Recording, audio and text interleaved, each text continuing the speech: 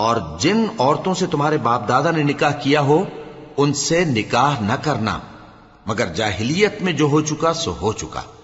یہ نہایت بے حیائی اور اللہ کی ناخوشی کی بات تھی اور بہت برا دستور تھا۔ تم پر تمہاری مائیں اور بیٹیاں اور بہنیں اور پھوپھیاں اور خالائیں اور بھتیجیاں اور بھانجیاں اور وہ مائیں جنہوں نے تم کو دودھ پلایا ہو اور رضائی بہنیں اور ساسیں حرام کر دی گئی ہیں،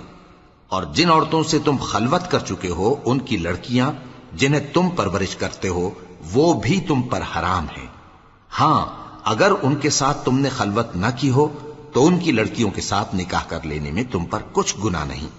اور تمہارے صلبی بیٹوں کی عورتیں بھی اور دو بہنوں کا اکٹھا کرنا بھی حرام ہے، مگر جو ہو چکا سو ہو چکا۔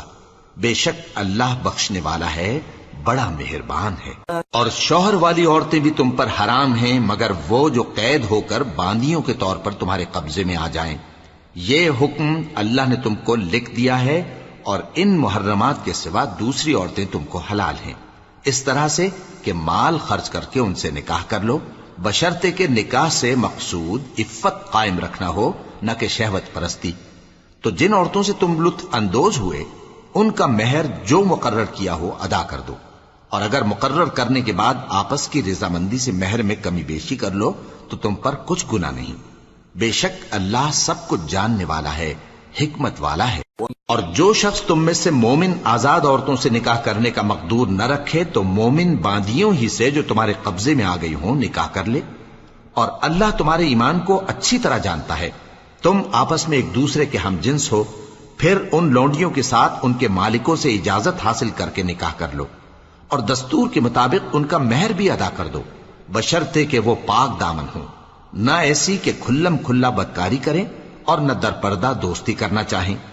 پھر اگر وہ نکاح میں آ کر بدکاری کا ارتکاب کر بیٹھیں تو جو سزا آزاد عورتوں کے لیے ہے اس کی آدھی ان کو دی جائے۔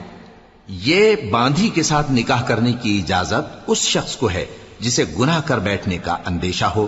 اور یہ بات کہ صبر کرو تمہارے لیے بہتر ہے، اور اللہ بخشنے والا ہے، مہربان ہے۔ اللہ چاہتا ہے کہ اپنی آیتیں تم سے کھول کھول کر بیان فرمائے اور تم کو اگلے لوگوں کے طریقے بتائے اور تم پر مہربانی کرے، اور اللہ جاننے والا ہے، حکمت والا ہے۔ اور اللہ تو چاہتا ہے کہ تم پر مہربانی کرے، اور جو لوگ اپنی خواہشوں کے پیچھے چلتے ہیں وہ چاہتے ہیں کہ تم سیدھے رستے سے بھٹک کر دور جا پڑو۔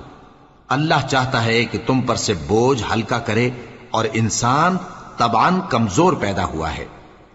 مومنو، ایک دوسرے کا مال ناحق نہ کھاؤ، ہاں اگر آپس کی رضامندی سے تجارت کا لین دین ہو اور اس سے مالی فائدہ حاصل ہو جائے تو وہ جائز ہے، اور اپنے آپ کو ہلاک نہ کرو، کچھ شک نہیں کہ اللہ تم پر مہربان ہے۔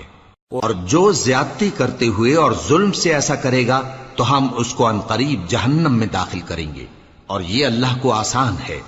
اگر تم بڑے بڑے گناہوں سے جن سے تم کو منع کیا جاتا ہے پرہیز کرو گے تو ہم تمہارے چھوٹے چھوٹے گناہ معاف کر دیں گے اور تمہیں عزت کے مکانوں میں داخل کریں گے،